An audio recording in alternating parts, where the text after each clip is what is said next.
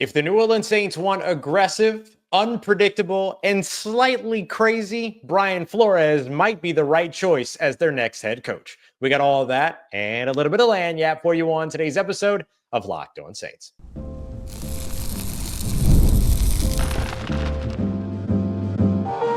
You are Locked On Saints, your daily New Orleans Saints podcast. Part of the Locked On Podcast Network, your team every day.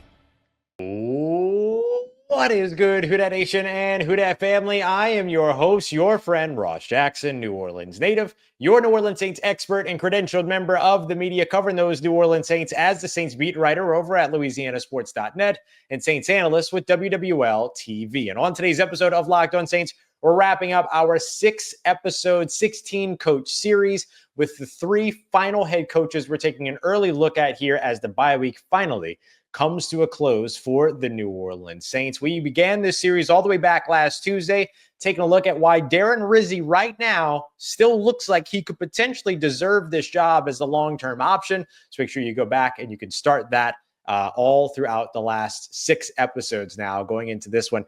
In today's episode, we're going to take a look at Chris Horton, another special teams coordinator who could be an underrated option from the Baltimore Ravens. We'll also dive in with a look at Anthony Weaver and his young defensive genius. We hear all the time about the young 1-year, one-and-done offensive coordinators, but what about the one-and-done defensive coordinator that could be one of the hottest names in the head coaching search in the Miami Dolphins, DC? We'll dive into that one, and then we'll kick everything off with one of the biggest names that will be out there in this head coaching cycle, Brian Flores, the Minnesota Vikings defensive coordinator, a coach that the New Orleans Saints have already interviewed for a head coaching spot back in 2022, and one that they should absolutely be interviewing again here ahead of 2025. We appreciate you very much for making us your first listen and for being an everydayer here on the show, which is a proud part of Locked On Podcast Network, your team every day. Today's episode brought to you by our friends at FanDuel, where you can make every moment more and get started in this NFL season with a big boost. We put down $5 as a new customer. You'll get $150 in bonus bets. If you win that first $5 bet,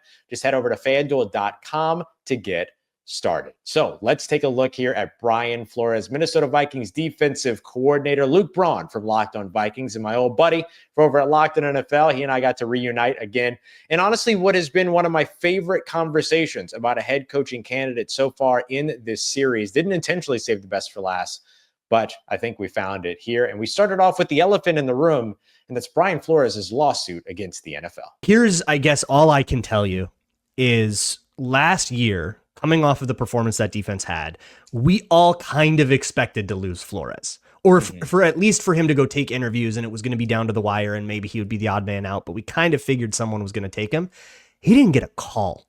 Nobody. Silence. So he was even surprised by that. And players were very surprised. They were like, wait, really? Nobody wants to talk to Flo? Like, really? So I don't know what the politics are.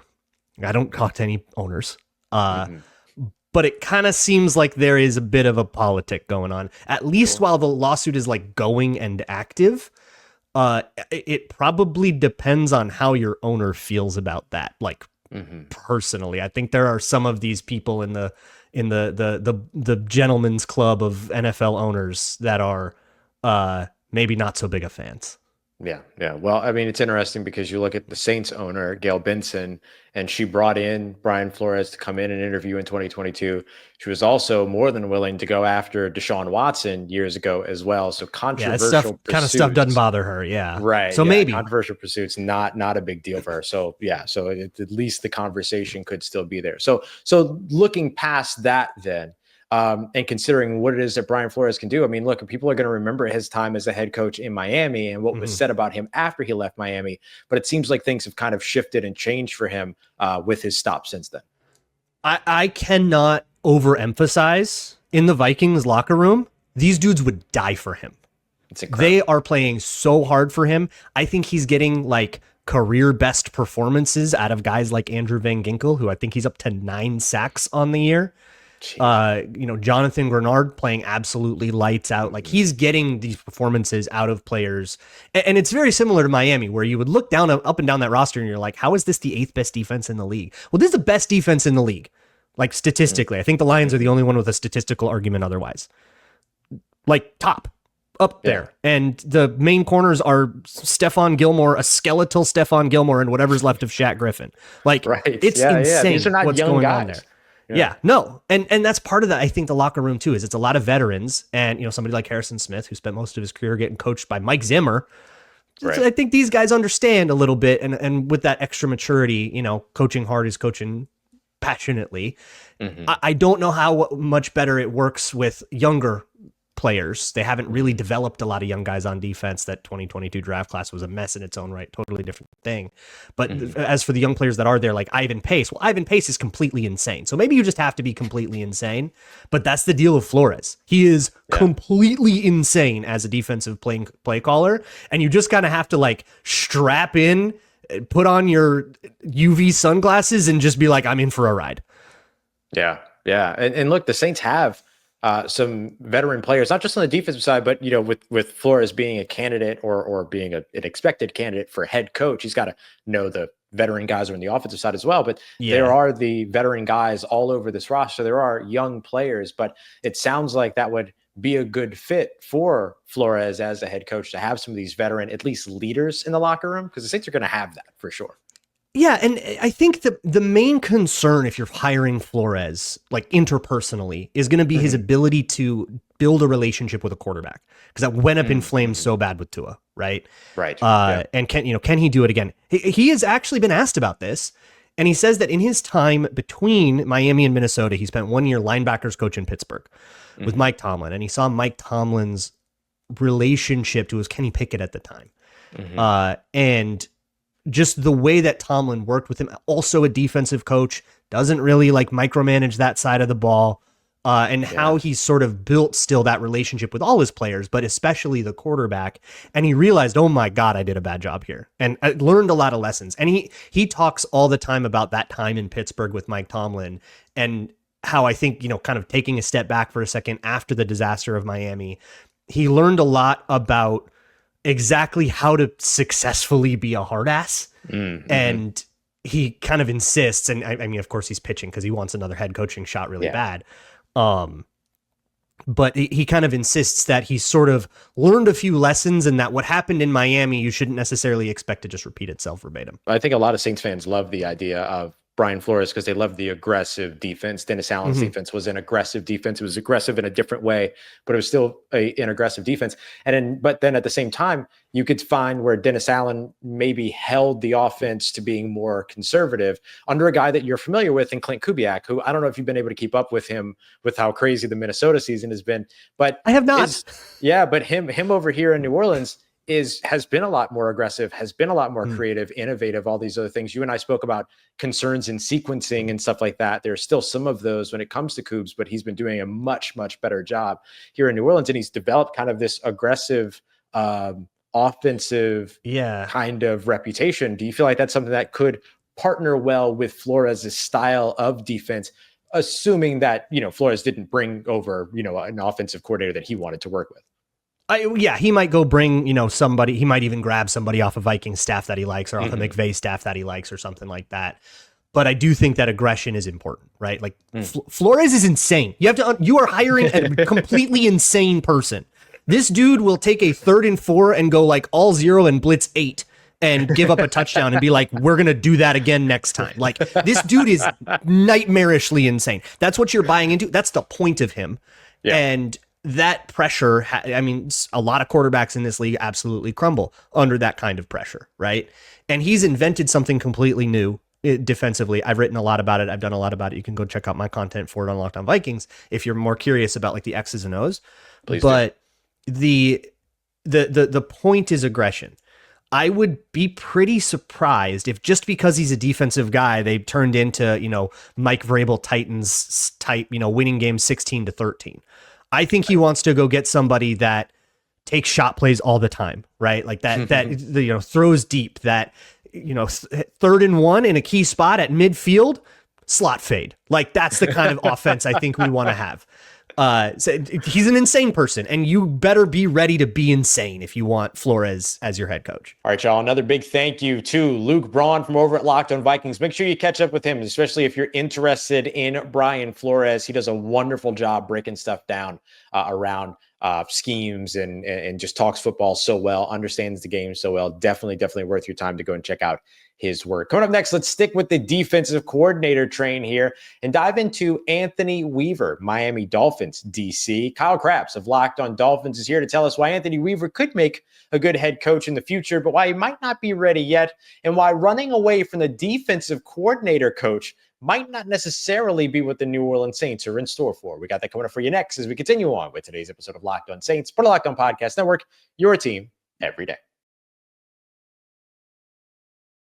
Today's episode of Locked On Saints is brought to you by our friends at Skylight Frame. It's the holiday season, and if you're like me, you stink at buying Christmas gifts. Yeah, that's me. I've never been good at them. But Skylight Frame has made me look like somebody that is one of the best gift givers out there. I absolutely love Skylight Frames. And right now, they've got the perfect gift for you. Skylight Frame is a touchscreen digital photo frame that the whole family will love. You can upload thousands of photos from your phone, from other phones, all that, and watch them appear in seconds. It's super easy to use, super easy to set up, takes less than 60 seconds to get started. Seamless sharing as well. You can invite others from your family to be able to easily share photos to the Skylight Frame through the free Skylight mobile app or email. I have it on my phone. I use it all the time for my parents, sending them photos when I'm traveling and stuff like that. It's awesome. It's really cool. So you can get right now a special limited time offer just for our listeners. Get $20 off of a Skylight Frame purchase when you go to skylightframe.com/NFL. That's SKYLIGHTFRAME.com/NFL. Get $20 off of your purchase now at skylightframe.com/NFL. Today's episode also brought to you by our friends over at FanDuel, who right now are still looking at the New Orleans Saints as 2.5-point underdogs against the Los Angeles Rams, who got run all over by Saquon Barkley and the Philadelphia Eagles. You can get in on that spread. You can get in on the money line. You can even get in on props like Taysom Hill combined yards. You can get into Alvin Kamara rushing yards, things like that as well, especially considering how much success Saquon Barkley had against the Rams. That might be something worth checking out. You can do so over at FanDuel.com today. And right now, new customers will put $5 down. You can get $150 in bonus bets if that $5 bet wins as your first bet on FanDuel. You can do it all on the app as well, which it gives you access to live bets around the NFL. You can dive into the latest stats, live play-by-play, all in the same place as well. So go and check them out today. It's FanDuel.com to get started, and you'll get started with $150 in bonus bets if your first $5 bet wins. It's FanDuel.com. Never waste a hunch and make every moment more with FanDuel, an official sportsbook partner of the NFL.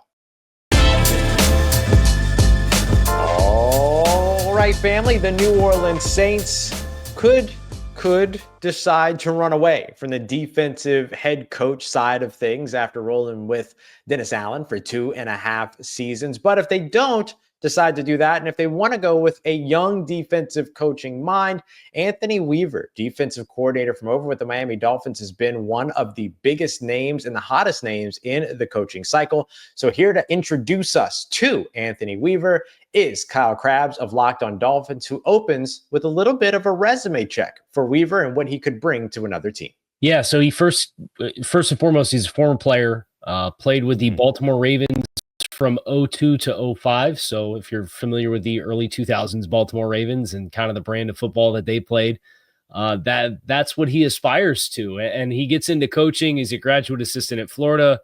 He ends up getting hired in the NFL for the first time by Rex Ryan in 2012. So you go from early 2000s Ravens to the Rex Ryan Jets era. And it kind of gives you an idea of the mentality that he kind of approaches defensive football with, but also spending some time under Wink Martindale as well. So lots of different variations and flavors of pressure-oriented ideologies. What would you say are some of the things that maybe highlight what would make him a good head coach as he continues his trajectory here? Well, the player feedback and involvement was a big part of the reason why he interviewed so well and got the job in Miami. The year before in 2023, Mike McDaniel hired Vic Fangio, kind of the prized big fish defensive coordinator. And in exit interviews, the player feedback was there was a lot of frustration of how rigid the game planning was. And Weaver, as a former player, has been in those shoes. He's down on the sideline, so he's in the trenches, and he's very firm, but like he coaches hard and loves big. And that's kind of the feedback of how he is with his players. And that was very much not how Vic Fangio was last year. And Fangio is a phenomenal defensive coach. But as far as if you're going to be the CEO of a football team, if you're going to have the pulse of the locker room and be responsible for the culture of the football team, a coach that finds ways to intrinsically and extrinsically motivate players individually across the board in the way that a former player has and does, I think is one of the best parts of his argument and resume to be on the fast track to becoming a head coach. New Orleans going from a defensive head coach in Dennis Allen, the typical trajectory in the NFL is to get as far away from the thing you just had as possible. And so you go away from the defensive head coach, go to the offensive head coach. Do you feel, as somebody that not only covers the Dolphins, but covers the entire NFL here, on Locked On at Locked On NFL Scouting, do you feel that that's something that is necessary, or is that just kind of one of those overcorrection situations? I think oftentimes it's human nature to overdo the correction of what went wrong with the last regime that you had. But I think about New Orleans in general and their specific situation. It really felt like the Dennis Allen hire. It was less about like a defensive minded coach. And it felt like, and you can correct me if I'm wrong, but no, it really felt like the Dennis Allen era was trying to hold on to the Sean Payton Saints. Absolutely, yes. Without the identifying piece of the Sean Payton Saints, which was Sean Payton and Drew Brees. And right. And like once those two, like those are foundational pillars of what that era of the football team was all about. So if I'm looking at the Saints as a football team, it's less about, hey, we got to go get an offensive guy because Dennis Allen was a defensive guy. And it's like, no, like we really need to find somebody that can come in here, is comfortable with what he wants his culture of a football team to be, and make a hire based on that as compared to trying to further cling to the successful past chapters of this football franchise. Yeah, that's a big thing with this. And look, there's still a lot of conversation about the potential of Darren Rizzi, former special teams coordinator, who's now the interim head coach, potentially becoming the head coach for New Orleans, which would then also continue that. But he's changed so much around what it is that the Saints team does, looks like, things like that, that sort of fresh perspective. You're already seeing sort of the value of that. And so maybe an external hire does make sense in this situation. Let me ask you one more thing before I let you out of here, Kyle. When it comes to Anthony Weaver and what the New Orleans Saints will have in the short term, guys like Cam Jordan and Tyrann Mathieu, who wants to play at least another couple of years and would love to do it here in New Orleans, DeMario Davis, with what the New Orleans Saints have and the recent exodus and continued exodus of what they'll have at cornerback, what would you say is kind of the fit for, or how would you say that roster currently fits for a guy like Anthony Weaver's system? I think the one thing that you know about Weaver based off of the time in Baltimore, and they said in the offseason, is that they want to have waves and waves of defensive linemen in town. So if you're going to make this kind of hire, you need to be comfortable with the defensive line depth to know that you can comfortably go too deep across the board.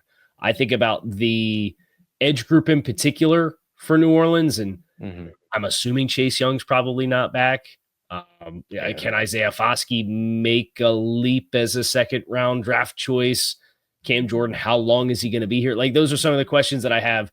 And the Dolphins are kind of living this right now because Bradley Chubb's still on PUP from a season-ending injury last year. Jalen Phillips came back from a torn Achilles on Black Friday and partially tore his ACL by the end of September, so he's out for the season. Let's see, Shaq Barrett retired the day before training camp started. So they've just had like all of these interruptions in the pass rush room, and it's been felt. Like they had to go claim Tyus Bowser off the practice squad in Seattle to come and play, and he's playing like 30-something snaps a game. So they've had to kind of try to piece it together. Chop Robinson, their first-round rookie, has really come on, and it's helped. But that would be the biggest thing for me. They're pretty static with their linebackers, so if you have a couple of good linebackers, and I know the Saints do, you'll feel good on the second level. They have some versatility at safety, which the Dolphins are using, and you go back to like the Kyle Hamilton role. They're using Jalen Ramsey in some in that regard. I know Ty Matthew can do anything you really want him to do, even as a late stage player that he's in. So I think there's some overlap that makes sense. I would say the defensive line depth would be the biggest thing for me that would have to be a big point of emphasis for him to coach it the way he wants to. Very interesting candidate. Again, we hear all about the one and done offensive coordinator head coach. Is there such thing as a one and done defensive coordinator head coach in today's NFL? Anthony Weaver could be the one that breaks the trend. Will it be with the New Orleans Saints? I'm not so sure, but certainly a guy to keep an eye out on for future years if he ends up not landing a job right away. Coming up next, we're going to take a look at a special teams coach. You know how much I love special teams coaches, right? We had to get one of them on the list. Baltimore Ravens special teams coach, one of the best in the league, Chris Horton, another guy that we're going to be jumping into here as we wrap up our look at a bunch of different head coaching candidates here on Locked On Saints, part of Locked On Podcast Network, your team every day. Today's episode brought to you by Hillsdale College. Think about some of these things here. History, the free market economics. You could dive into the rise and fall of the Roman Republic, that and more. Those are all things that you feel like you learned in school. Maybe not, or maybe they're things that you did learn in school, but that you've kind of forgotten since then, but maybe we're really interested in, but didn't necessarily have the resource to get back into. Well, that's where Hillsdale comes in. Hillsdale is democratizing education in a way that's really interesting. They're offering more than 40 free courses that you can take online, including some of the ones that I mentioned. You can also dive into some great works of literature like Shakespeare's The Tempest and Hamlet. You can dive into the logic and reasoning. You can dive into the principles of chemistry and so much more. You can find it all over at hillsdale.edu. That's where you're going to want to go to enroll. It's hillsdale.edu/locked-on to enroll. It's no cost at all. Very easy to get started. All you got to do is head over to hillsdale.edu/locked-on to register. That's hillsdale.edu/locked-on. Let's get it, Who Dat Nation. Wrapping up today's episode with a look at Chris Horton, the Baltimore Ravens special teams coordinator, our only special teams coordinator on this list, aside from guys that were previously special teams coordinators like Bill Belichick, and then, of course, Darren Rizzi, who, again, right now still feels like a guy that should very much be heavily weighted in this conversation. But let's look at another guy here in Chris Horton. Here to introduce him to us is Kevin Ostreicher from over at Locked On Ravens. So he was a former player drafted by Washington back in 2008, had a NFL career, and certainly played a decent amount. Actually was a big beneficiary of the performance-based pay system one year. Oh, yeah. So he got a nice little bump based off of performance compared to what his salary actually was, but ended up going to the Ravens as part of their coaching internship program and started off there and has been kind of working through the ranks. And Jerry Rosberg was their longtime special teams coordinator. When he retired in 2019, Chris Horton was promoted to the main job. And Baltimore's been a very proud special teams unit for a while. Obviously, John Harbaugh comes over from Philadelphia as the special teams coordinator, and that's kind of been the bread and butter of this organization. But for Horton in particular, he's very big on technique. He's very big on making sure his guys are in the right position. And again, kind of like a lot of other coaches in this league, he's someone that I think pays attention to the little details. So I think is big because a lot of teams, sometimes special teams isn't that important. Where it's like, oh, we're going to focus on offense or focus on defense. I've seen it far too many times here in Baltimore, and I'm sure you've seen it too, Russ, where teams can win or lose off a special teams mistake. And a lot of people attribute that to maybe a missed field goal or a return touchdown. But there's a lot more to that when it comes to finding the right personnel to be your gunners on the side during punts, or what personnel with the new kickoff rules, for example. The Ravens were very active in trying to figure out ways to utilize the personnel properly on this new kickoff. And John Harbaugh, a big part of that, Chris Horton, a part of that as well. So I think that when you're talking about him as a coach and potential head coaching candidate, special teams coaches are looked over. I mean, I think we can both admit that, where everybody, again, is looking for the hot new offensive mind that's going to come in and your offense scores 50 every week, right? Even defensive coordinators are being pushed out a little bit when it comes to that narrative. But we've seen special teams coordinators go out there and have successful careers. And I know John Harbaugh in Baltimore is a big example of that. But Horton is a guy that with his leadership skills and the ability of this Ravens special teams unit and how it has performed generally since he's gotten on board as the main guy in 2019, I think we'd be remiss if we didn't at least mention him.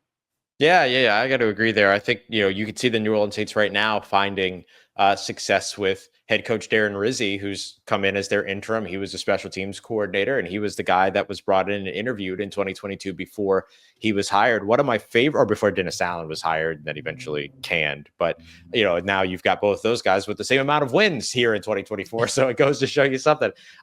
But one of the reasons why I love special teams coaches as head coaches is because they know everybody on the roster and they have an ability to be able to connect with everybody on the roster. So is that what you would be getting by hiring Chris Horton as a head coach, or what would you be getting from him in that position? Definitely. I mean, he's very well liked and respected in the Ravens organization and in the locker room. And that's a really good point, because I think over the course of his tenure, and obviously Baltimore, and even you talk about John Harbaugh's tenure as a special teams guy coming over as a head coach, they've found a bunch of diamonds in the rough, because in order to have a good special teams unit, you have to have guys who are, one, willing to play the position. You got to motivate those guys to do it. And part of the thing that Harbaugh, Rosberg, and Horton have all done is even their stars will play on special teams sometimes. Like, I remember, you go back to when Matt Judon was still on this team and he was kind of a younger player, Marlon Humphrey, and they were both like stars at this time. Right. But they were out there on punts, and on punt coverage. They had Marlon out there, and they had guys willing to go out there, because, some stars are like, yeah, right, sorry, I'm not touching that. Like, yeah, go find someone else. But it's a willingness. And I think that culture is a very big thing that Baltimore values. And, we can talk about every different nuance of what makes a good culture, but part of it is everybody on that roster feels like they're a part of the roster. From the first guy in Lamar Jackson to the 53rd guy who, might be having 2 special team snaps a game. But yeah, they feel empowered. They make plays, and the execution is at a high level because I think everybody feels believed in. And Baltimore has had those special teams aces over the course of John Harbaugh's tenure, with Chris Horton obviously being a big driving force in that. Guys like Anthony Levine or Brendan Iambendazio, Corey Graham, guys who aren't these defensive stars, but they make a living on special teams. Albert McClellan, like it's those names that you're like, okay, who is that guy? But he had a solid 10-year career being the main special teams player on the Ravens because of that belief. And hey, we're going out there, we're finding a role for you specifically, not just throwing what you can at the wall on special teams and trying to figure out what works. So you have to know everybody and their strengths and their weaknesses, because not everybody can play special teams. It takes a specific skill set. And the Ravens have done a very good job under the Harbaugh, Rosberg, Horton trio of finding those guys. Yeah, I think a lot of people too don't necessarily realize that even when it comes to special teams, that a lot of those special teams coordinators are doing things like fourth down management and a little bit of situational stuff beyond just kick, punt, kick return, kickoff return, punt return, all that. There's other things that get them involved with guys like the starting wide receivers, the quarterbacks, and all that when it comes to some of the decision-making things that they'll sometimes work with when it comes to head coaches.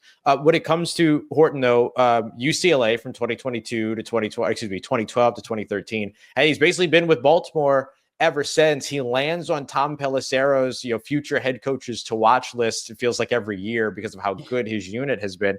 How much do you think he's ready for a head coaching position, and is he somebody that should be seen as a legitimate candidate?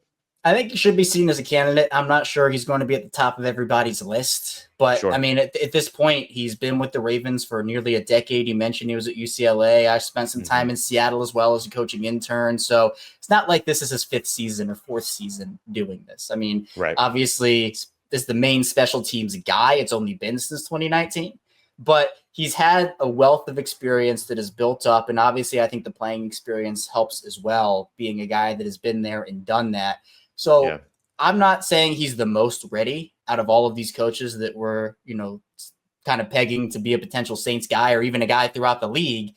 But I think he's an underrated name. I'll say that, where I think people aren't giving him a shot because of the special teams coordinator aspect and because of the fact that there are just flashier names out there. Yeah, but for sure. It's not the flashiest name all the time that gets the job done. And so Baltimore's been a coaching factory for a while now, especially we saw it last season. They seemingly lost half their coaching staff to coordinator jobs, head coaching positions. So wouldn't shock anybody if he got a head coaching opportunity, and I'd be really happy. Big thank you to Kevin Oestreicher from Locked On Ravens for coming back to us. Second candidate for the Baltimore Ravens. I think our only repeat team on this list. I hope that you enjoyed this series. Got a lot of positive feedback about it. And so we'll make sure that we revisit some of these candidates as the season wraps up. But now it's time to get back into the games. A big thank you to everybody from across Locked On Podcast Network who joined us to help break down these coaches. Coming up in tomorrow's episode, the New Orleans Saints are back at practice today on Tuesday. They moved their week up. So practice on Tuesday and Wednesday, take Thursday off. So in tomorrow's episode, we'll update you on everything you need to know from Tuesday's practice and then start to look ahead to the Los Angeles Rams. We'll still have our crossover Thursday episode dropping on Thanksgiving Day, which you can catch on Thursday or Friday if you'd like. And we'll dive into the game plan, what the New Orleans Saints need to do to beat the Rams on Friday. We appreciate you very much for making us your first listen of the day every day. For your second listen, make sure you go and check out Locked On NFL for all the biggest stories around the National Football League. And of course, we appreciate you very much for making us a part of your day, part of your routine, for saying yes to me on the show. As always, if you see me, please say hi. And if you need anything else around your New Orleans Saints in between these episodes, make sure you follow me on your favorite social media at Ross Jackson, NOLA. Hit me up. Let me know how the family's doing. Let me know how you're living. Let me know how you're momming them. And trust Who Dat Nation, I'll holla at you.